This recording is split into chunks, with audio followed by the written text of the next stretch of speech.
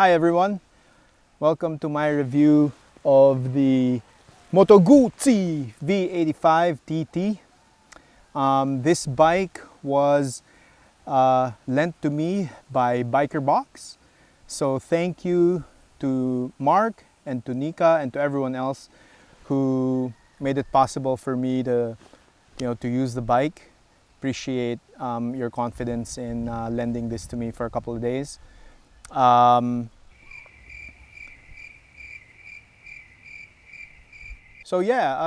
This review is really meant to be just a quick first impressions review. It's not really meant to be one of those comprehensive reviews. So what I'm going to do is I'm going to talk about just the top 3 things that really made an impression on me, the top 3 good things that I liked, and the top 3 things that I feel could be improved on the bike. If I miss anything, it's possible that it's only really because I've only had the bike for 2 days, and it's not really meant to be a comprehensive review. And so with that being said, let's start. I have a código here. So Face ID doesn't work. I don't know why. All right. So first thing that I really liked about the bike, or really like about it, is the character of the bike. This V-twin, this is the first time I've ridden a transverse V-twin engine, and I have to say it's cool, really cool. When I first started the bike, it actually felt like starting a GS. I had a 2014 GS or 2015 GS, and it, the first 2 or 3 seconds feels exactly like the way it did when I started my GS back then. The bike would shake a little bit to the right, and then it'll just come alive with all the mechanical sounds and all that. So the bike really is full of character. When you put it into gear, downshift, upshift, you hear some clanging of the gears, and it's really one of those things where it looks classic and it actually feels classic, but then you don't have to worry because you know that it's a modern bike underneath, and so you're not worrying about stalling the bike or just getting stuck somewhere because some electronic didn't work or something didn't work about the bike. It really is one of those things that make you feel kind of alive, unlike some of the bikes, Japanese or otherwise European bikes, that when you start it's so smooth, it's just digital. This is not a digital bike. It's something that you feel. Some people call it soul. This bike has a lot of soul. The second one, first impression that I got as soon as I got moving was how easy it was to ride. In fact, I almost felt like I was riding a standard bike. One, the bike isn't that big. It's kind of not as big as don't get me wrong, the bike is big, but it's not as big as the adventure bikes that I'm used to. Definitely not as tall as the Africa Twin. Definitely not as wide as the Multistrada or the GS. Definitely, or I don't know, maybe it's just the way I'm looking at it. I think it might have been or might be a shorter wheelbase, I'm not sure, but it just feels like a street bike. And when I say that in a good way, because then it's perfect for someone who is intimidated by the big adventure bikes. So if you want to go off-road, and you don't want to worry about just the big bikes and all that, then yeah, it's so easy to ride. Then you don't have to worry about all of those disadvantages that bigger bikes come with. So it's low to the ground. I'm 5'10" and I totally flat foot this bike, unlike my Africa Twin where I'm tiptoeing, and it's very similar to the Enduro, where while I can get my foot almost flat to the ground, it's still not as low as this one. Now that comes obviously with a disadvantage, because then the clearance at the bottom end, you kind of worry about hitting the exhaust and the pan on rocks and all that. So it's an advantage, but it's a disadvantage as well, but only if you really ride hardcore. If you're riding fire roads, not at all. No, nothing to worry about. I also think it's going to be good for a pillion because it's low. The one thing I've always stayed away from is riding pillion or having a back ride on my Africa Twin because it's just too tall. It's very scary to just move that bike around traffic if you have a pillion, and so this I think is perfect for it. So if you're thinking of bringing your partner, your wife, your husband, whatever, I think this bike will will be perfect if you're anywhere maybe 5'8" and up. Looks. I mean, what is there to say, right? I mean, it's a good-looking bike. Well, let me rephrase that. It's a very polarizing bike. A lot of people like it. A lot of people kind of don't like it. But if you ask me, I like it. In fact, I love it. I have to say, first time I saw it, I wasn't sure what to make of it. But when I saw it in the flesh, oh man, it looked good.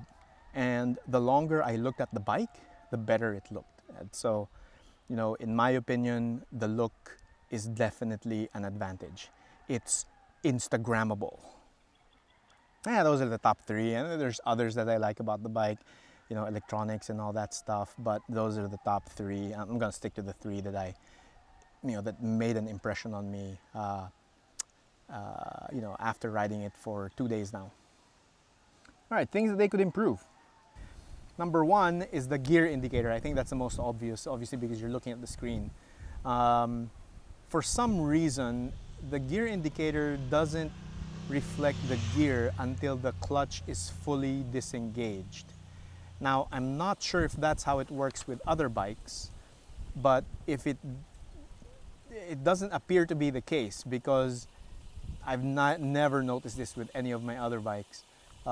Here, I'll give you an example. So when the clutch is engaged, then the lever is depressed, and you shift from neutral to first gear, it goes from N to dash. It'll just be a dash. It's not even going to show one. And then as you release the clutch, when it gets fully disengaged, and then the number one shows up on the dash. It's weird, and it's the same for, I'm not sure if it's the same for 2, 3, 4, 5, 6, but I definitely noticed it in 1, and from going from 2 to 1, I noticed it. And it's probably because when you're, shifting from second to third, you don't really you don't feather the clutch in the same way. So as an example, if you're, coming upon a tollway and you need to go from, 4th or 5th or whatever, down to neutral, you get to 2, and then you pump it down 1, and then from 2 it'll become a dash again, and then now you don't know if you're in neutral or if you're in first gear. And so what I find is I need to then release the clutch slightly until I see whether it's neutral or first. It's very weird, but it's extremely noticeable. That's the first one. The second one, the foot pegs are too small, are too narrow, I think, for an adventure bike. It's exactly the same as any of the road bikes that I've seen, and it's not very conducive for stand-up riding, which is something that you're always going to do when you're riding off-road. And so it's not noticeable when you're doing off-road for a few minutes, but when you're doing it for, I don't know, maybe 5 to 10 minutes, it's gonna be tiring for sure. And so it's similar to my Honda Africa Twin. The first iteration of that bike had smallish pegs, and that was one of the feedback that they got. And so the second iteration had larger pegs or wider pegs. And I think this is what this bike needs for sure if it really wants to play in the adventure segment. And the third is the side stand. I don't know what you call it, but that metal thing that protrudes from the side stand in order for you to engage it with your heel when you want to put the side stand down. That is getting in the way. That gets in the way of the left foot when it's on the peg. It's almost like resting your heel on that part, and then because it's sprung, it pushes your foot to angle forwards, and so it's like riding, I guess, more sporty form of riding. Now you can obviously, because it's sprung, you can put your heel down and your foot will stay flat, but you can feel that spring just trying to push your heel up. There are a few more things that I like, a few things that I dislike. I'm not going to really mention them because I really want to keep it to the top 3, but those are the top 3 things that I noticed.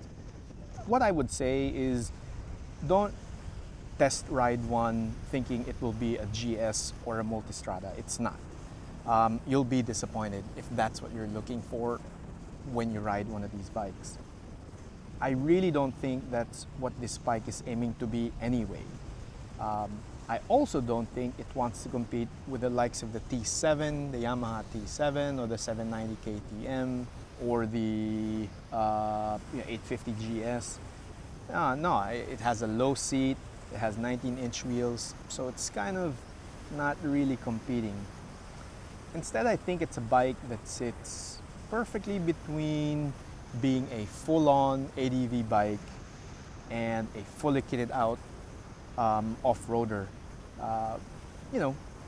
and with that classic design that harks back to the old Guzzis of the past. I really think it's in a class of its own. So yeah, that's my review. It's my quick first impressions review. Now, I don't know if there's others that I'm gonna find, but it's due to be returned today. And so as far as the 2 days that I spent with the bike, those are the only things that I like and that I think could be improved. All right, thanks again to Biker Box. Thanks again to Mark and Nika for lending me this bike for a couple of days. I hope you guys enjoyed the review, and like, dislike, comments, just like a YouTuber. Oh my gosh, I'm too fat, I'm too old, and it's not even.